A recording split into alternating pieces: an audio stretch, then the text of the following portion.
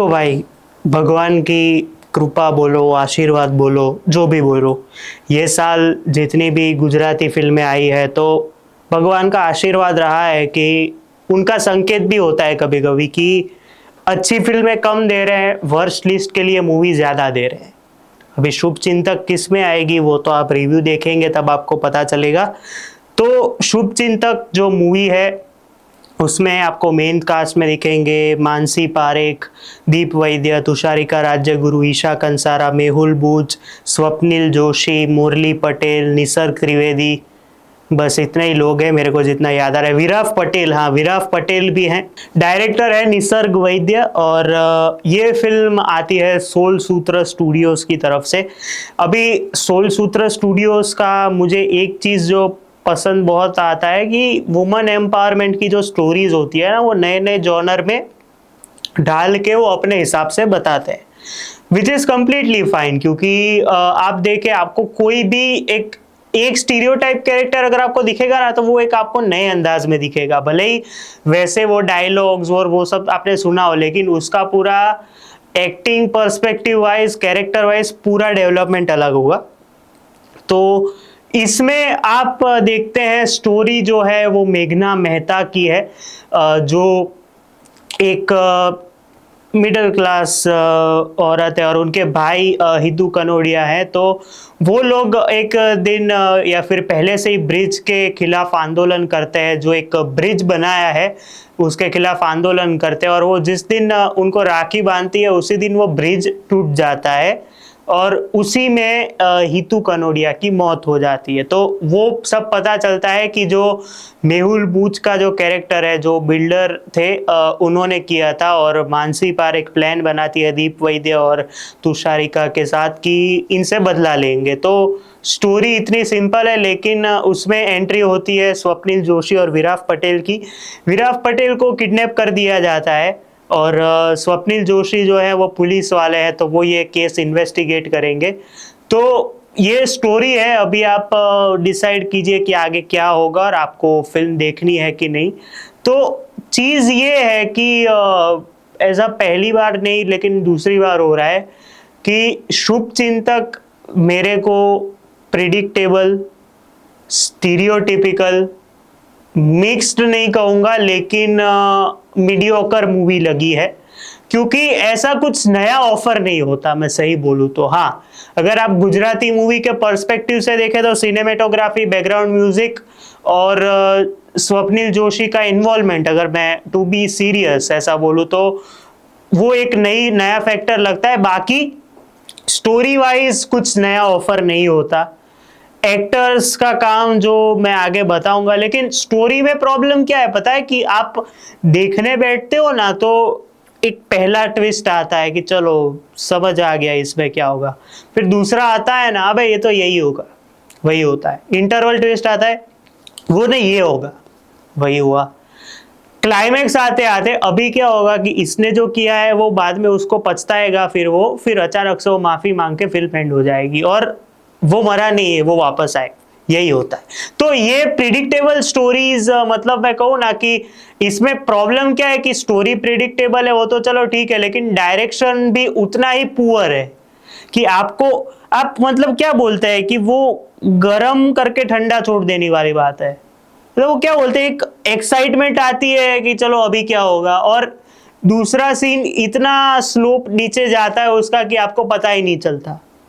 यार मतलब मैं सोचूं कि थ्रिलर मूवी अगर आप बना रहे हो तो आपके पास एक ऐसे डायलॉग्स, ऐसे सीन्स, बैकग्राउंड म्यूजिक की तो मैं बात बाद में ही करूंगा क्योंकि वो अच्छा ही है, ऐसे डायलॉग, ऐसे सीन्स होने चाहिए और इवन ऐसा स्क्रीन प्ले होना चाहिए जिससे आपको पता चले कि आप एग्जैक्टली कहाँ पे लैक नहीं करने वाले। क्योंकि थ्रिलर मूवीज आपको पता है ऑब्वियसली के इंटरवल ब्लॉक उसका बढ़िया होना चाहिए, ओपनिंग सीन बढ़िया होना चाहिए एंड क्लाइमेक्स शॉकिंग होना चाहिए। इसमें इंटरवल ब्लॉक के अलावा कोई सीन नहीं है या फिर कोई ऐसी चीज नहीं है जो आपको एक्साइट कर सके कि वाह अभी आगे क्या होगा। इंटरवल ब्लॉक क्यों? क्योंकि जिस तरह का एक अलग ट्विस्ट खुलता है वो प्रिडिक्टेबल नहीं था मेरे हिसाब से, भले मैं ऐसा बोलूं, लेकिन कहीं ना कहीं वो क्या बोलते हैं, जो चीज हो रही थी फिल्म में उससे आइडिया आ जाता है कि चलो एक तो पकड़ लिया है, दूसरा यही होगा, तो वो पता होता है फिर भी शॉकिंग लगता है, तो वो देखने में मजा आता है। और आप अगर देखें तो लूप होल्स इतने सारे हैं कि चलो बात करते हैं। सबसे पहला लूप होल जो है, जहाँ पे हमें एक सीन में ये लोग ब्रिज के पास जाते हुए दिखते हैं, मानसी पारेख, विराट पटेल, दीप वैद्य, तुषारिका राज्यगुरु, और वो जा रहे हैं, बीच में गाड़ी रोक देते हैं, मानसी पारेख और विराट बाहर आते हैं, तो पीछे ये दोनों खड़े हैं। तो एक बेसिक चीज होती है कि जब आप बाहर खड़े हो तो आपके पीछे भी कोई आ रहा है, या तो आप इधर के कांच से देखो या फिर बाहर आके देखो, तो आपको पता होता है। इसमें वो बेसिक चीज है ही नहीं। दूसरी चीज, जो मानसी पारेख का कैरेक्टर है, वो जो हमने होटल वाला सीक्वेंस ट्रेलर में देखा, वो कुछ सेकंड के लिए, कई कुछ मिनट्स के लिए गायब हो जाता है। अभी विराट उसको ढूंढ रहा है कि वो किधर गई, लेकिन होता क्या है कि उसके बाद उनको पता चलता है, तो हमें क्या पता चलता है इन अवर शॉकिंग रेफरेंसेस कि वो सीन ही कट गया और सीधा वापस जो चीज चल रही थी उस पे ही आ गए। मतलब वो बाहर चली गई तो आप में डर होना चाहिए, कुछ होना चाहिए कि वापस आएगी तो आप पूछो कि अरे किधर गई थी, क्या करने गई थी, मेरे को तेरे पे शक हो रहा है, कुछ तो कुछ इन्वॉल्वमेंट होनी चाहिए। इसमें तो वही नहीं दिखाया गया है। तीसरी चीज ये है कि बोलते हैं ना कि किडनैप किया है, और ऑब्वियसली घर पे तो फोन जाएगा ही नहीं, और पैसे लेने के लिए बुलाएंगे, वो सब मैंने जैसे कि बोला स्टीरियोटिपिकल चीज है। तो पुलिस आएगी वो आपको पता होना चाहिए, फिर भी ये लोग ऐसे प्रिटेंड करते हैं कि चलो ना मंगा लेते हैं, वैसे भी कौन ही आएगा। तो इतनी क्या बोलते हो बेसिक चीजें जो है वो इस फिल्म में कंप्लीटली फॉरगॉटन हो गई है, जिसकी वजह से फिल्म कहाँ बोलते हैं कि ऐसा ऐसा लगता है कि क्या बोलते हैं फेक, कुछ रेफरेंसेस या फिर कुछ चीजें फेक बहुत लगती है। और सोल सूत्र का प्रोडक्शन हाउस इतना बड़ा है कि आप देखें कि पहला सीन में अगर हॉस्पिटल की जरूरत है तो दूसरे सीन में भले ही आप पाताल में बैठे हो तो दूसरे सीन में हॉस्पिटल आ जाएगा, भले ही आप पानी में गिरे हो तो दूसरे सीन में कुछ उसके रिलेटेड जो रिक्वायरमेंट है, हेल्प होनी चाहिए, वो आ जाता है। तो चीज प्रॉब्लम यही है कि मीडियोकर मूवी इसलिए है क्योंकि एक तो डायरेक्शन वीक है, ऊपर से इतने लूपहोल्स इतने हैं ना कि मैं समझता हूं कि एटलीस्ट मास मसाला वाली ट्रीटमेंट भी नहीं है इसमें।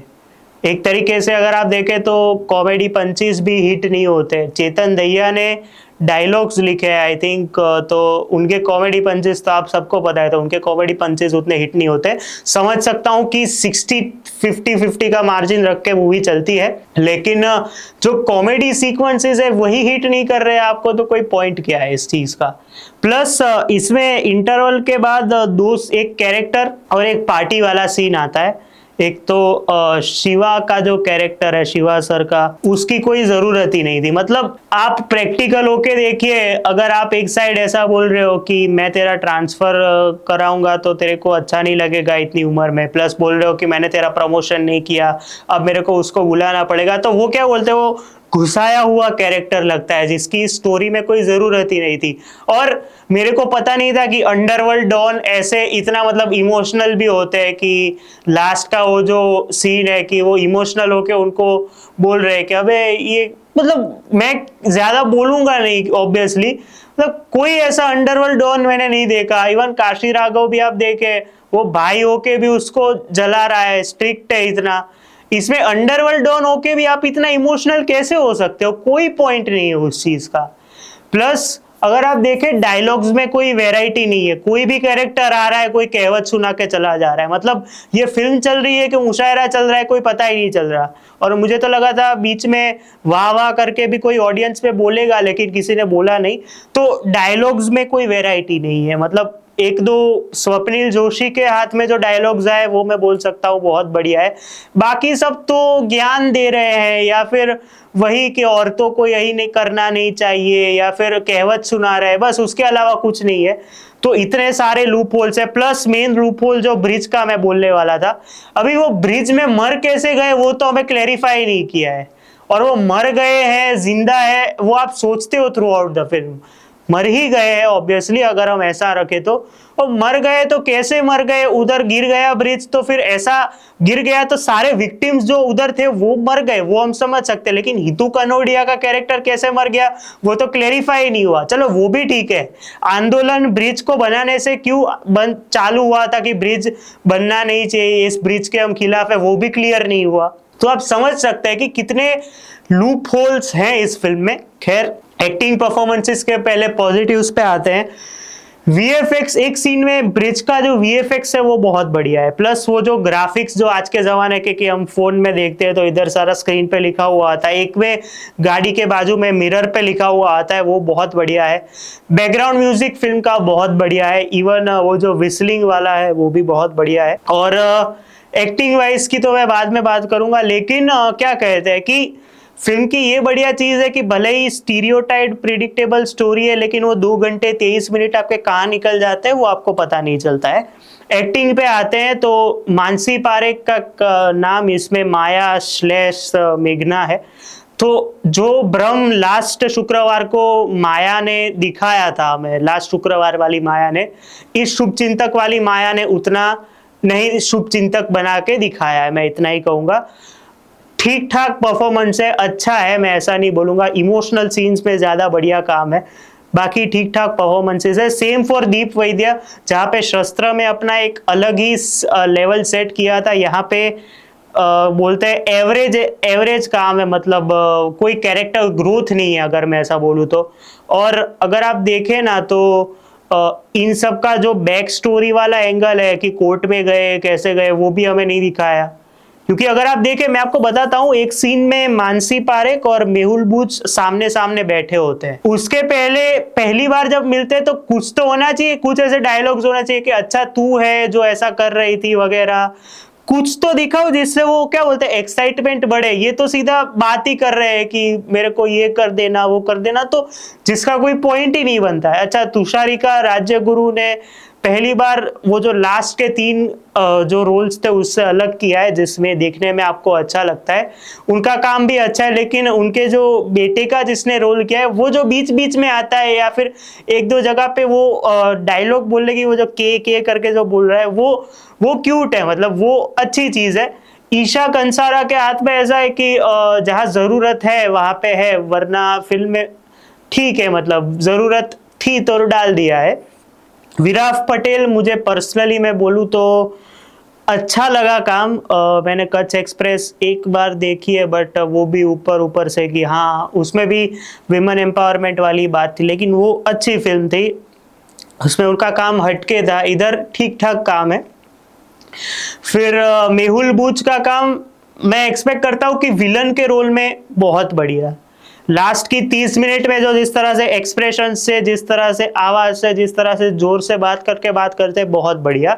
लेकिन ये जो एक सेट ऑफ चीज हो गई है ना, पॉलिटिशियंस की मैं बात नहीं कर रहा हूँ, कैरेक्टर की, कि स्टीरियोटाइप हो गए कि औरतों को ये नहीं करना चाहिए वो नहीं करना चाहिए, ये अब ये मुझे सिखाएगी, बेटे को डाउनग्रेड ही कर रहे हैं नेपोटिज्म के थ्रू, उससे सामने वाला जो जिससे फायदा बनता हो उसी से शादी करवा रहे हैं, या फिर जिस तरह से लास्ट में प्रिडिक्टेबल होकर माफी मांग रहे हैं, तो वो चीज से अब मैं कंप्लीटली थक गया हूं कि कैरेक्टर में कोई वैरायटी नहीं है। जहां पे सारे कैरेक्टर्स दूसरे, उसमें आप कैरेक्टर की वैरायटी देखते हो, लेकिन विलन भी एक मेन पासा है आपकी फिल्म का, उसमें उनके कैरेक्टर में वही वीमेन डिफेमिंग, डाउनग्रेड करना वही चलता रहेगा तो कैसे चलेगा। तो कैरेक्टर में वैरायटी नहीं है, लेकिन अपने हिसाब से वो रोल अच्छा किया, तो ठीक है, मतलब वो स्टीरियोटाइप हो गए, मतलब वैसे विलन्स तो अभी आज के ज़माने में अगर आप देखें तो इसकी मात्रा बहुत कम हो गई है ऐसे लोगों की, लेकिन कोई बात नहीं। स्वप्निल जोशी का मुझे काम बहुत बढ़िया लगा, मतलब फिर वो इंटरवल ब्लॉक हो या फिर वो जहाँ से पे वो जो काम मेड के साथ बात करते हैं, या फिर एक जगह पे आपकी उंगली दिखाओ, तो जिस तरह से वो बोलते हैं, जिस तरह के उनके पंचेस बहुत बढ़िया लैंड होते हैं। प्लस सेकेंड हाफ में उतने वो नहीं है फिल्म में, लेकिन ठीक है। लेकिन थ्रू आउट द फिल्म अगर मेरे को पर्सनली किसी ने मजा करवाया या फिर कन्विंस करवाया तो वो स्वप्निल जोशी है। एक सीन में वो आते हैं, तो मैंने इंटरवल रिव्यू जैसे कि आपने देखा ही होगा, आई थिंक मैंने लिखा है कि ये स्वप्निल जोशी शो है, तो वैसा ही है थ्रू आउट द फिल्म। तो यही था जो था, मतलब शुभचिंतक overall mediocre predictable stereotypical movie है, थ्रिलर में कुछ नया नहीं है। एक ट्विस्ट अच्छा है इंटरवल वाला, बीजीएम अच्छा है, बाकी कुछ नया ऑफर नहीं करती है। खैर, विमेन एम्पावरमेंट पे बात है तो जो लेडीज है उनको मैं एक्सपेक्ट कर रहा हूँ कि उनको ये फिल्म बहुत पसंद आएगी। बाकी जो जनरल ऑडियंस, जो थ्रिलर मूवीज के फैन है, उनके लिए ये फिल्म चलेगी तो ठीक है, वरना राम भरोसे। तो मेरी तरफ से मैं इस फिल्म को मैं बिकॉज ऑफ एक्टिंग और स्वप्निल जोशी, ऑब्वियसली एक स्टार तो स्वप्निल जोशी, उनकी एक्टिंग के लिए और एक बीजीएम और सिनेमेटोग्राफी के लिए मैं और वीएफएक्स 2 स्टार्स दूंगा। मेरे को ज़्यादा पसंद मज़ा नहीं आया, मैं सही बोलूँ तो। खैर, लाइक शेयर और सब्सक्राइब कर देना वीडियो को। मिलते हैं, तब तक के लिए बाय।